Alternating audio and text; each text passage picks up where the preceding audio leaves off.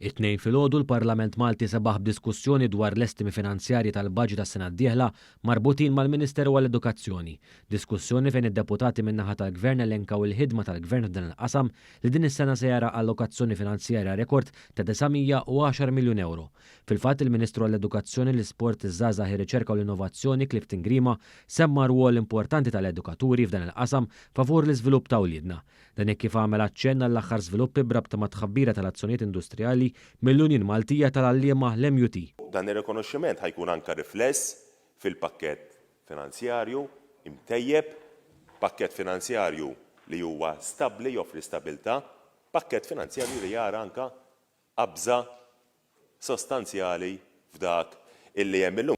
Sa dan it-tant il-Ministru Grima elenka l-ħemmel ta' miżuri li inkluda l-baġit tas-sena d-dieħla brabta mal-edukazzjoni u l-isport fosthom lotja ta' 500 euro għal 3 snin il-ġenituri ta' tfal li jkomplu l-edukazzjoni postsekondarja, iżidiet fl-istipendji u l-ħidma favur l-infrastruttura edukattiva.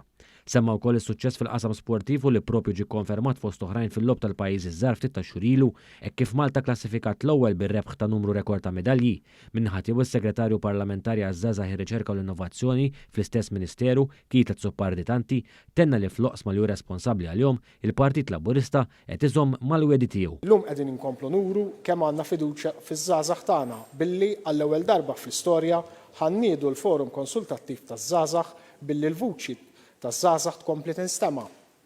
Mhux talli nemmnu fil-vuċi tagħhom, talli dan il-Forum Konsultattiv se jkun taħt il-kappa tal-Prim Ministru nnifsu. Sadan it-tant id-deputat Laburista Omar Farrugia sostna l-importanza li tal-Gvern lill-infrastruttura edukattiva ta' pajjiżna fl-aħħar snin. Gvern Laburista li permezz tal-Fondazzjoni tal-Iskejjel ta' għada nefaq xejn inqas minn 110 miljun euro f'10 snin fimmodernizzar fl-iskejjel. Hawnhekk qegħdin nitkellmu fuq xogħol ta' kostruzzjoni magħhom tiżdied xieren ta' miljuni f'upgrades, sistemi teknoloġiċi u għodot ta' tagħtim moderni. Id-deputat Rea Bella rimarka d-differenza fil-politika favur dan is-settur bejn il-Gvern Laburista u Gvern Nazzjonalista, differenza li toħroġ biċ-ċar fl-allokazzjoni finanzjarja taż-żewġ amministrazzjonijiet fl-aktar budgets riċenti tagħhom. Budget li jikkontrasta ma' 910 miljun euro ta' budget min-naħa ta' Gvern Laburista għas-sena li ġejja, budget li kien ta' 390 miljun euro. U iż-żieda minn dik is-sena tal-2012 għall-2013 kienet ta' 12 miljun euro biss. Id-deputat Katja De Giovanni għamlet ukoll aċċenna l-allokazzjoni finanzjarja li student fl-MCAST kellu fis-sena taħt Amministrazzjoni Nazzjonalista. Biss ngħid li fl-2011 jien li kont immexxi istitut li kellu l-fuq minn 1200 student ingħatajt 10,000 euro bħala budget.